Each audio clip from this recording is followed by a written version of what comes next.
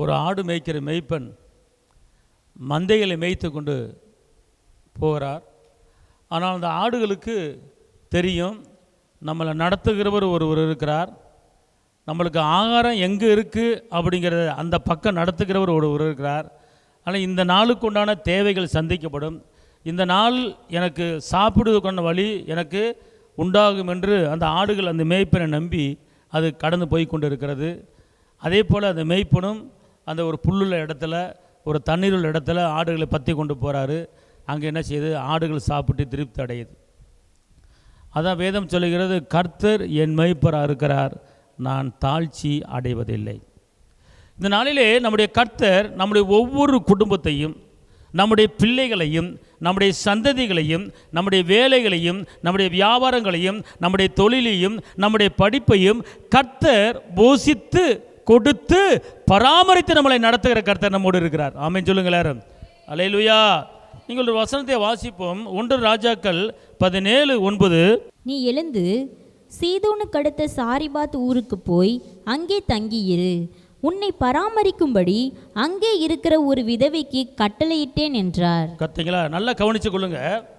கர்த்தர் சொல்றாரு, உன்னை பராமரிக்கும்படி நான் ஏதோ ஒரு ஊரில் என்ன செஞ்சிருக்கிறேன், ஒரு விதவை என்ன செஞ்சிருக்கிறேன், கட்டளையிட்டிருக்கிறேன். எலியா இருக்கிற இடம் ஒரு இடம், சாரிபாத்துங்கிற ஊர் ஒரு இடம்.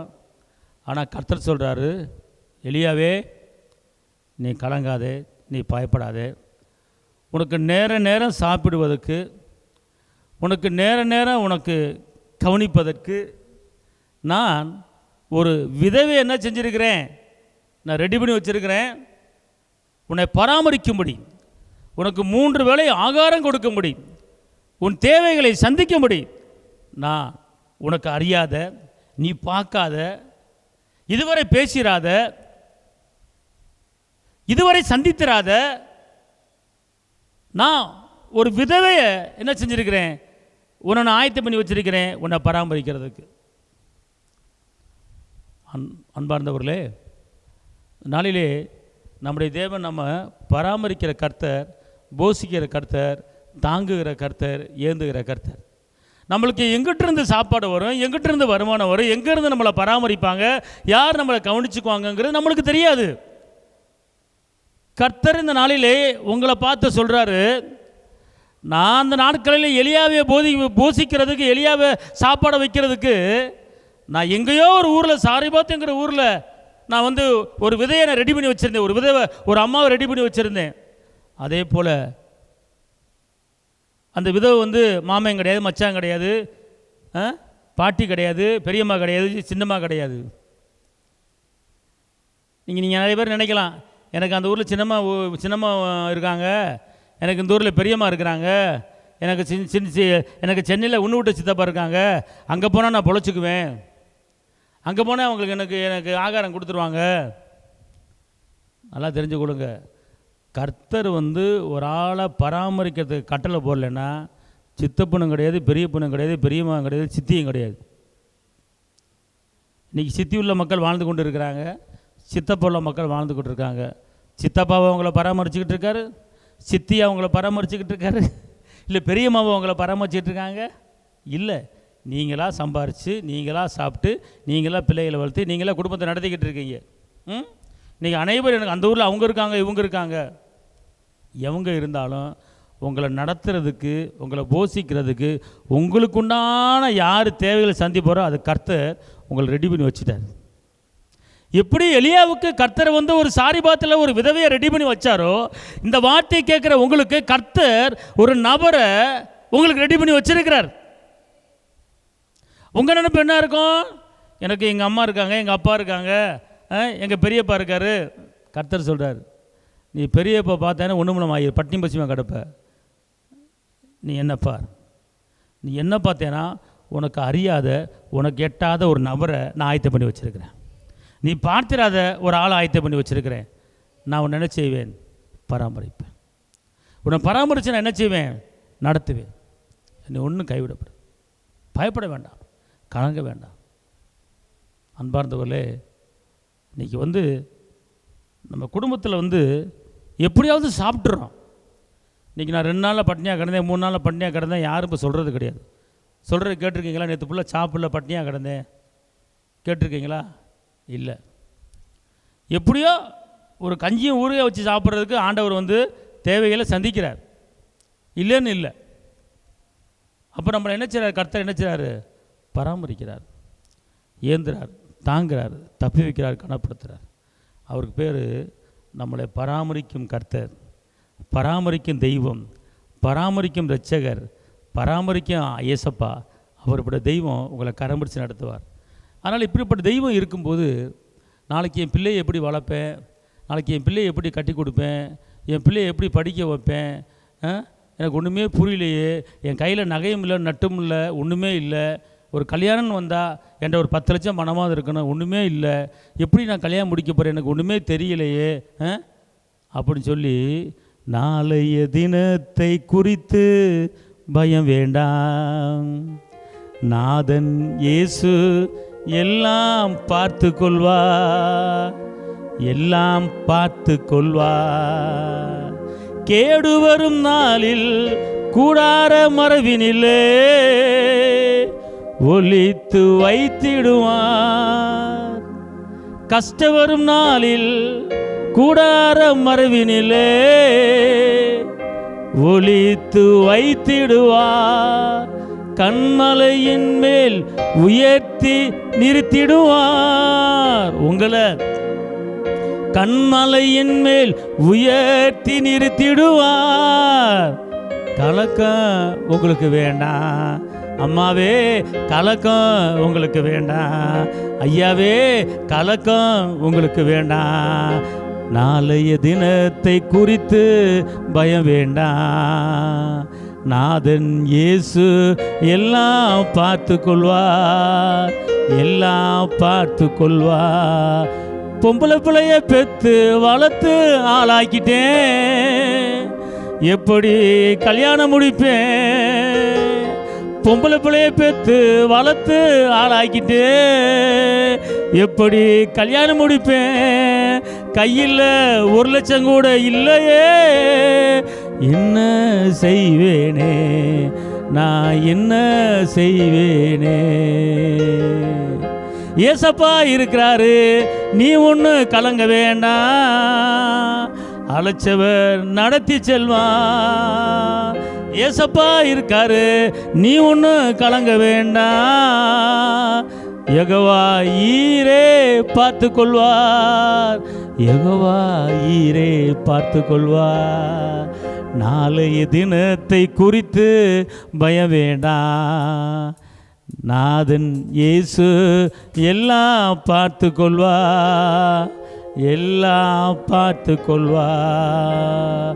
1 அல்ல 2 அல்ல 4 பெற்று வச்சுட்டேன், தெரியாம 4 பெற்றுட்டேன், எப்படியோ கஷ்டப்பட்டு வளர்த்து ஆளாக்கிட்டேன். எனக்கு பின்னால என்ன செய்ய போறாங்க, ஒண்ணுமே எனக்கு புரியலையே. என் பிள்ளைய யார் பாப்பா, என் மகளை யார் பாப்பா. சில பேர் சொல்கிறத நான் கேட்டிருக்கேன், தாய்மார்க, நான் தெரியத்தனமாக 4 பெற்றுட்டேன், நான் இருக்கிற வரைக்கும் நான் பராமரித்து படிக்க வச்சு ஆளாக்கிட்டேன், ஆனால் டக்குன்னு நான் மண்டையை போட்டேன்னா என் பிள்ளைகளை யார் பாப்பா. ஐயோ, தாயின் கருவிலை உருவாக்கு முன்னே அறிஞ்சவர், இந்த உலகத்துக்கு முடிவு பெற இந்த சகல நாட்கள் நடத்துகிறவர், ஒன்று மட்டும் இல்லை, உன் பிள்ளையை மட்டும் இல்லை, உன் பிள்ளைகளின் பிள்ளைகளின் பிள்ளையும் பார்க்கறதுக்கு கர்த்தர் ரெடியாக இருக்கிறார். நீ கலங்க வேண்டிய அவசியம் இல்லை. ஆமென், அல்லேலூயா. தீர்க்க தரிசனமாக ஆவியார் உங்கள்கிட்ட பேசிக்கிட்டு இருக்கார். மாமா, தாய்மாரே, பிள்ளைகளை பற்றி கலங்காதீங்க, பொம்பளை பிள்ளை பற்றி கலங்காதீங்க. அல்லேலூயா. அதுவும் பொம்பளை பிள்ளைகளை வச்சிருக்கிறவங்க ஆண்டவருக்கு கோடி கோடி நன்றி சொல்லணும். ஆமென், அல்லேலூயா.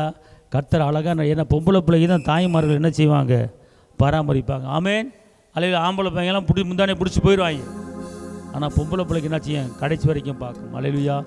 மறைஞ்சிருந்து ஒளிஞ்சிருந்து புருஷனுக்கு தெரியாமல் சேர்த்து வச்சு அம்மாவுக்கு அனுப்பி விட்டு சாப்பாடு போகிற பொம்பளை பிள்ளைக்கு தான் கர்த்தர் உனக்கு கொடுத்துருக்கிறார். ஆமென் சொல்லுங்கள். அதில் கர்த்தர் உங்களை கைவிட மாட்டார். 2வது இன்னொரு காரியம், கர்த்தர் வந்து உங்களை பராமரிக்கிறதுக்கு, உங்களை நடத்துறதுக்கு, உங்களை போஷிக்கிறதுக்கு இருக்கிறார். ஏன் கலங்குறீங்க? இன்னொரு வசனத்தை வாசிப்போம். ஆதியாகமம் 50:21. ஆதலால் பயப்படாதிருங்கள், ஆதலால் பயப்படாதிருங்கள், நான் உங்களையும் உங்கள் குழந்தைகளையும் பராமரிப்பேன் என்று, உங்கள் குழந்தைகளையும் பிள்ளைகளையும் பராமரிப்பேன் என்று அவர்களுக்கு ஆறுதல் சொல்லி அவர்களோட பட்சமாய் பேசினான். அல்லேலூயா. எப்படி சொல்றாரு? நல்ல அருமையான வசனம். தாய்மார்களுக்கு, தாப்பன்மார்களுக்கு, என் பிள்ளை என்ன செய்வேன், என் பிள்ளை எப்படி கட்டி கொடுப்பேன், என் பிள்ளை ஒப்பார வைக்கிற தாய்மார்களுக்கு ஆவி என்ன சொல்றாரு? இன்னொரு வாட்டி வாசிங்க பார்ப்போம். ஆதலால் பயப்படாதிருங்கள், நான் உங்களை மாத்திரமல்ல உங்கள் குழந்தைகளையும் பராமரிப்பேன் என்று, உங்கள் குழந்தைகளையும் உங்கள் பிள்ளைகளையும் பராமரிப்பேன் என்று அவர்களுக்கு ஆறுதல் சொல்லி அவர்களோட பட்சமாய் பேசினார். அவர்களுக்கு பட்சமாய் பேசினார். எவ்வளவு பெரிய ஒரு நல்ல வார்த்தை பாருங்க.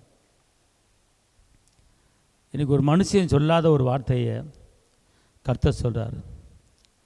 நான் உங்களையும் உங்கள் பிள்ளைகளையும் பராமரித்து காப்பாற்றி நடத்துவேன் வாக்கு பண்ணுகிறார். இந்த வார்த்தையை கேட்குற தேவ பிள்ளைகளே, ஒருவேளை அநேக பெற்றோர்கள் நீங்கள் பிள்ளைகளை குறித்து கலங்கி தவித்து கொண்டு இந்த வார்த்தையை கேட்குறீங்களா?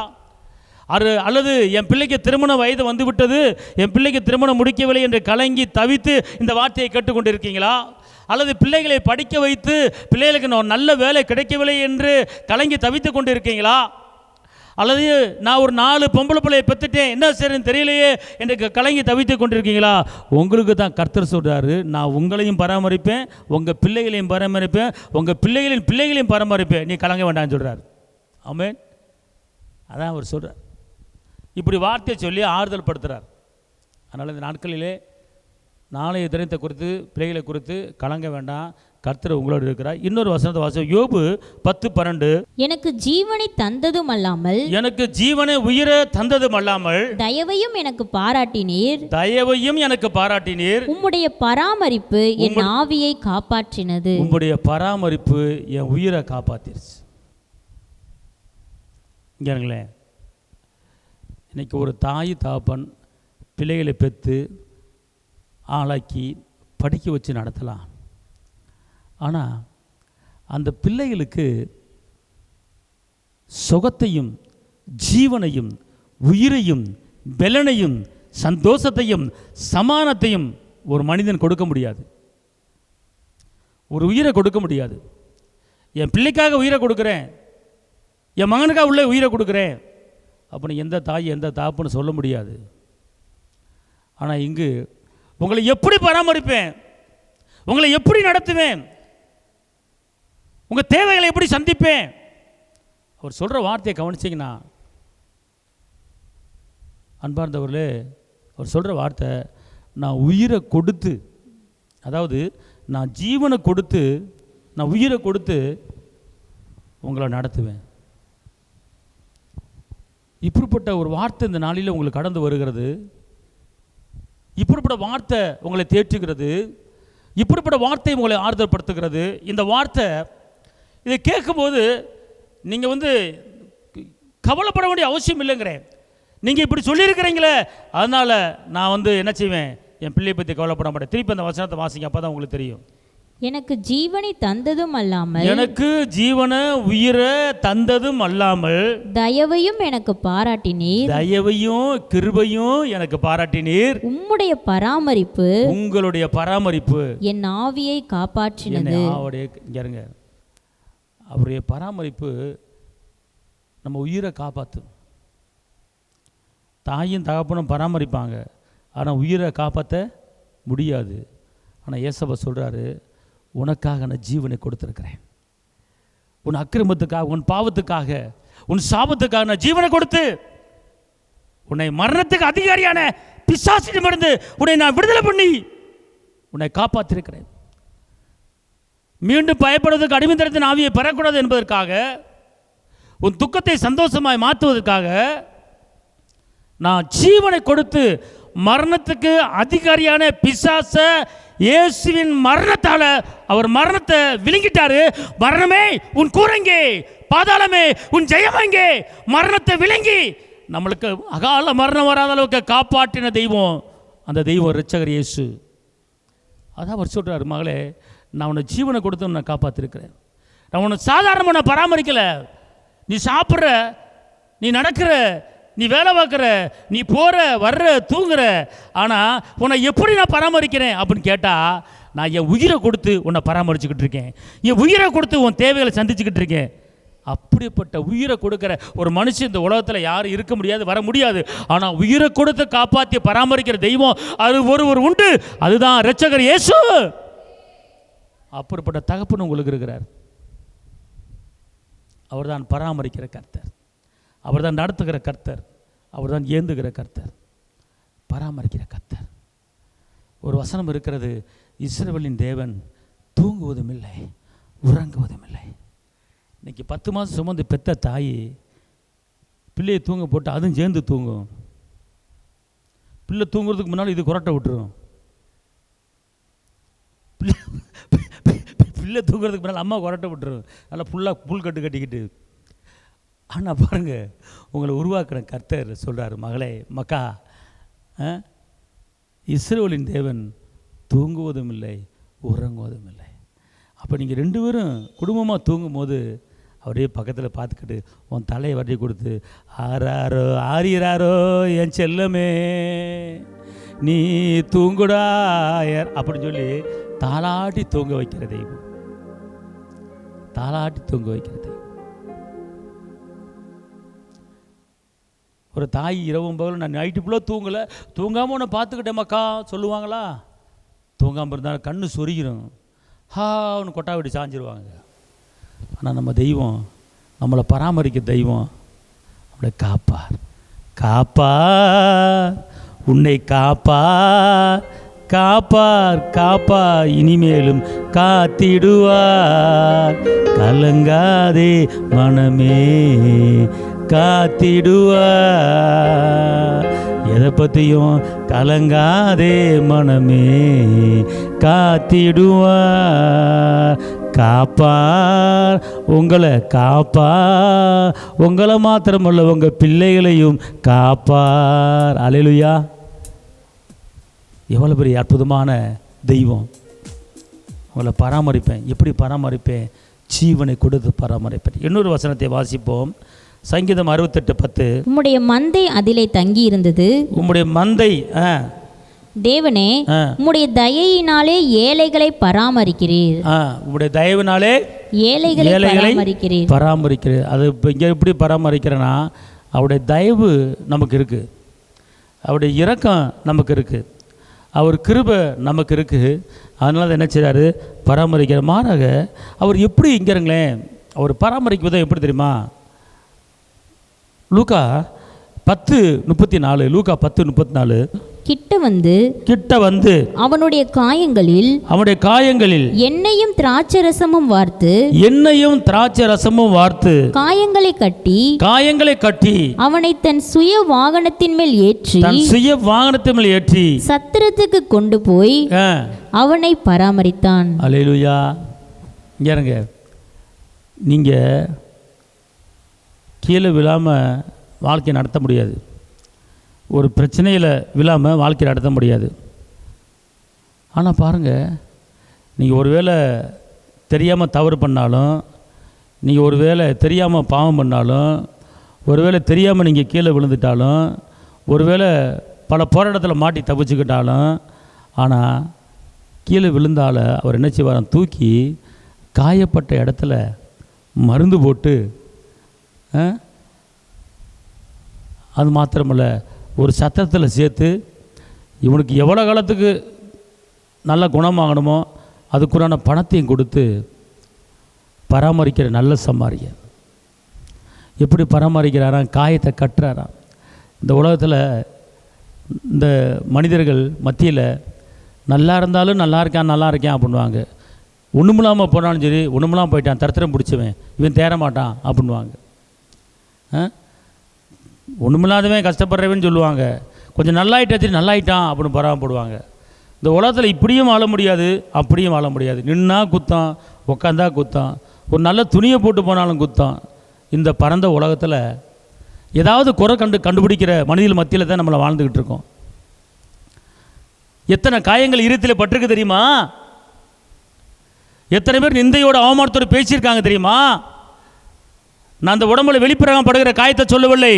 உங்கள் உள்ளத்தில் எத்தனை காயங்கள், எத்தனை அவமானங்கள், எத்தனை நிந்தைகள், எத்தனை போராட்டங்கள், எத்தனை அவச்சொல்கள், எத்தனை கசப்பான வார்த்தைகள், எத்தனை குற்றங்கள், எத்தனை குறைகள், நம்மளுக்கு வராம, குடும்பத்துக்கு வராம, பிள்ளைகள் வராம எத்தனை காயங்களை ஏற்படுத்த முடியாத வார்த்தைகளை பேசியிருக்காங்க. அந்த வார்த்தையினால உள்ளத்திலே ஆத்மாலே காயப்பட்டு வாழ்ந்து கொண்டு இருக்கிறோமே, அதை நினைத்து நினைத்து நினைத்து வேதனைப்பட்டு கொண்டிருக்கீங்களா? உங்கள் இதயத்தில் காயத்தோடு வாழ்ந்து கொண்டிருக்கீங்களா? நான் எந்த தவறுமே செய்யவில்லையே, என்னை இப்படி குற்றப்படுத்துகிறாங்களே என்று உள்ளத்திலே காயம் இருக்கிறதா? ஆனால் கர்த்தர் சொல்கிறார், பயப்படாதே, உன் காயத்துக்கு நான் மருந்து போட்டு உன் காயத்தை நான் ஆற்றி உன்னை நடத்துவேன். அவர்களை காயப்படுத்தலாம், வார்த்தை மூலமாக காயப்படுத்தலாம், நிந்தை மூலமாக காயப்படுத்தலாம், ஒருவேளை அவச்சொல், குற்றப்படுத்துதல், குறை சொல்லுதல், நிந்தைகள், அவமானங்கள் மூலமாக உன்னை காயப்படுத்தலாம். ஆனால் அந்த காயங்கள் அது ஆறாது. இந்த வெளிப்புறமான காயங்கள் ஆறும், ஆனால் உள்ளத்தில் இருக்கிற காயங்கள் ஆறாது. ஆவில, ஆத்மால, இந்த உள்ளான மனதுக்குள்ளே இருக்கிற காயங்கள், ஒரு அவச்சொல், ஒரு கசப்பான வார்த்தை, துர்ச்செய்தி, குற்றப்படுத்துதல், இந்த வார்த்தை உள்ள வந்து உங்களை காயப்படுத்தும். ஆனால் அப்படிப்பட்ட காயத்தை ஆற்றுகிற ஒரே இரட்சகர் இயேசு ஒருத்தர் தான். அவர் தான் இருதயத்தில் பட்ட காயத்தை ஆற்ற முடியும். அவர் சொல்கிறார், உன் காயத்தை ஆற்றுவேன். ஒருவேளை உன்னை எல்லாம் ஒதுக்கி தள்ளிட்டாங்களா? உன்னை தவறாக பேசி ஒதுக்கி தள்ளிட்டாங்களா? வீடு கட்டுறதுக்கு லாய்க்கில்ல என்று தள்ளப்பட்ட ஒரு கல்லை போல ஒதுக்கி தள்ளிட்டாங்களா? உன்னை குற்றப்படுத்தி பேசிட்டாங்களா? செய்யாத தப்பு செஞ்சுன்னு சொல்லி குற்றப்படுத்துகிறாங்களா? அந்த நேரத்தில் உன் இருதயத்தில் அநேக காயங்கள் படுகிறது. உன் இருதயத்தில் அணைகள் குற்றிலும் குலையரமாக காயப்படுகிறது. உன் ஆத்மா வாழ்வு போல எல்லாவற்றையும் வாழ்ந்து சுகமாக இருக்க வேண்டிய உன் இருதயம் காயப்பட்டு கொண்டு இருக்கிறது. ஆனால் இந்த உள்ளான இருதயத்திலே காயப்பட்டால் அதை ஆற்றுகிற, அதுக்கு மருந்து போடுகிற தெய்வம் இயேசு மட்டும்தான். வேறு யாரும் மருந்து போட முடியாது. இந்த இதயத்தில் காயம் கற்றவர் இயேசு. அதனால் உங்கள் இதயத்தில் பட்ட காயத்தை ஆற்றுகிற கர்த்தர் தெய்வம் உங்களோடு இருக்கிறார். அதனால் நீங்கள் பயப்பட வேண்டாம். இன்னொரு வசனத்தை நீங்கள் வாசிங்க. எரேமியா 23:1-2. எரேமியா 23:1-2. என் மேய்ச்சலின் ஆடுகளை கெடுத்து சிதறடிக்கிற மேய்ப்பர்களுக்கு ஐயோ என்று கர்த்தர் சொல்லுகிறார். இஸ்ரவேலின் தேவனாகிய கர்த்தர் தமது ஜனத்தை மேய்க்கிற மேய்ப்பர்களுக்கு விரோதமாக சொல்லுகிறது என்னவென்றால், நீங்கள் என் ஆடுகளை பராமரியாமல் அவைகளை சிதறடித்து அவைகளை துரத்தி விட்டீர்கள். இதோ நான் உங்கள் பேரில் உங்கள் செய்கைகளின் பொல்லாப்புக்கேற்ற தண்டனையை உங்கள் மேல் வருவிப்பேன் என்று கர்த்தர் சொல்லுகிறார். கர்த்தர் நடத்திக்கிட்டு இருக்காரு. ஆனால் நம்மளை எத்தனையோ பேர் நிறைய பேர் மனிதர்கள் ஏமாற்றப்பட்டிருக்கிறார்கள். எத்தனை பேர் மனிதர்கள் பணத்தை வாங்கிட்டு இல்லைன்னு சொல்லியிருக்கிறாங்க. எத்தனை பேர் தவறான காரியத்துக்கு உட்படுத்தியிருக்கிறாங்க. இது எல்லாமே தவறான வழிநடத்துகள் இருக்கிறது. ஆனால் தேவ பிள்ளைகளை இப்படி நடத்தும்போது கர்த்தர் பொறுப்பெடுத்துக் கொள்கிறார். நான் உனக்கு இருக்கிறேன், நான் உன்னை நடத்துவேன், நான் உன்னை தாங்குவேன், நான் உன்னை ஏந்துவேன், நீ இழந்து திரும்ப பெற்றுக்கொண்டு உன்னை வாழ வைப்பேன் என்று அவர் சொல்லுகிறார். அதனால தான் சொல்கிறாரு, இன்றைக்கி கர்த்தர் பேச்சை கேட்கணும். இன்றைக்கி கர்த்தர் தான் உங்களை மேய்க்கணும். ஆனால் வேற ஆளை மேய்க்க விடக்கூடாது. கர்த்தர் தான் உங்களுக்கு ஆலோசனை கொடுத்தார், வேற ஆள் ஆலோசனை கேட்கக்கூடாது.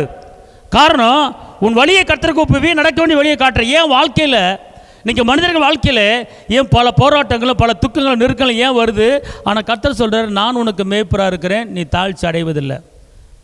நான் உன்னை நடத்துகிறேன்னா நான் உன்னை சரியான இடத்துக்கு நடத்துவேன், தப்பான இடத்துக்கு என்ன செய்ய நடத்த மாட்டேன். என்ன, கர்த்தர் என் மேய்ப்பராக இருக்கார், தாழ்ச்சி அடைவில். அவர் நடத்தினா கவலை வராது, ஒரு பிரச்சனை வராது. ஆனால் உன்னை நடத்துவதற்கு உன்னை நீ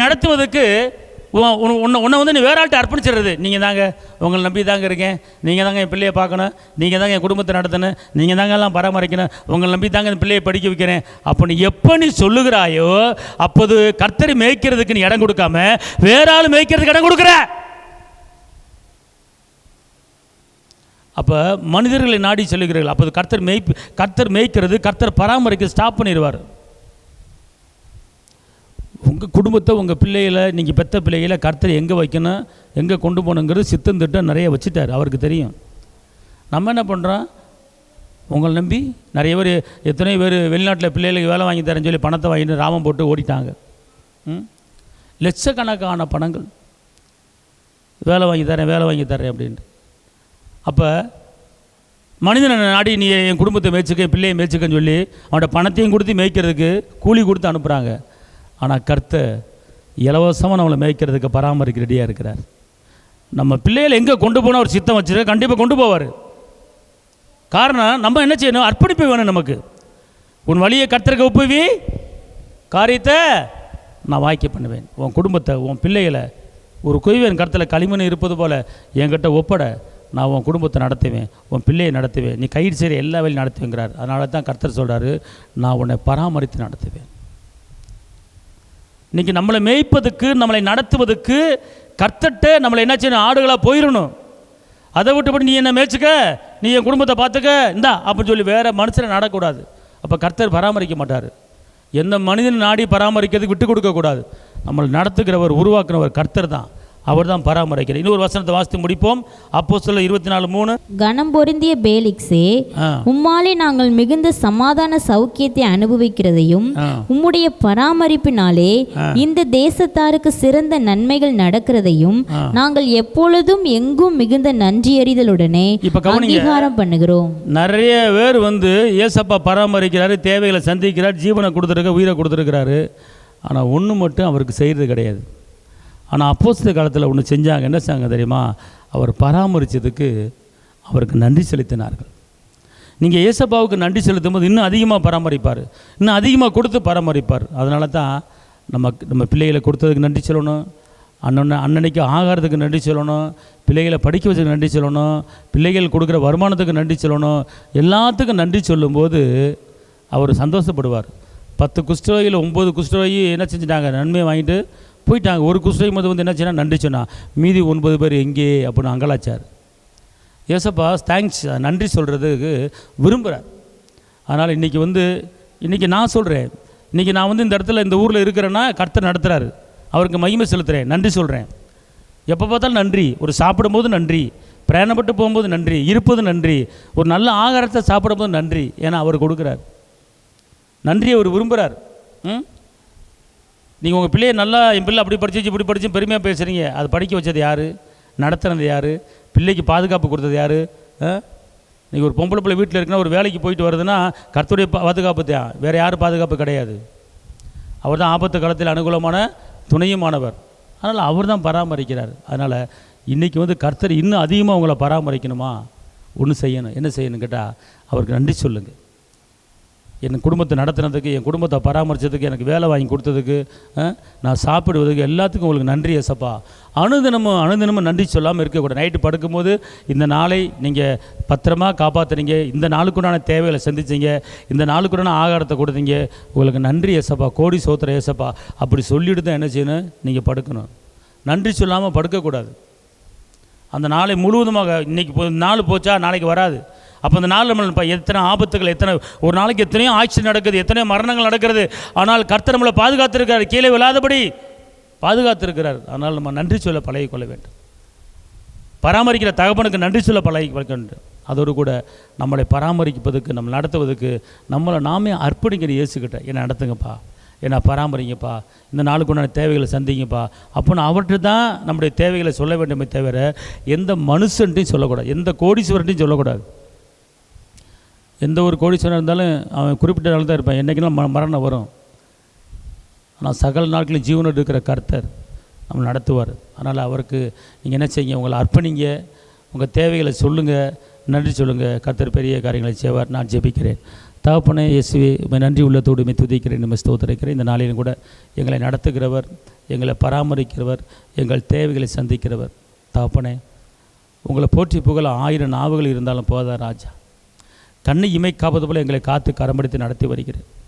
எங்களையும், எங்கள் குடும்பத்தையும், எங்கள் பிள்ளைகளையும், எங்கள் ஊழியங்களையும், நாங்கள் கைடு செய்கிற எல்லா காரியங்களையும் நீங்கள் ஆசீர்வதித்து பராமரித்து நடத்தி வர்றீங்க. உமக்கு கோடி சோதரம். இந்த நாளை ஆசீர்வதிங்க. இந்த வார்த்தையை கேட்ட ஒவ்வொரு ஆசீர்வதிங்க. கிருபை பலன் கூட இருப்பதாக. இயேசுவின் நாமத்தில் பிதாவே, ஆமென்.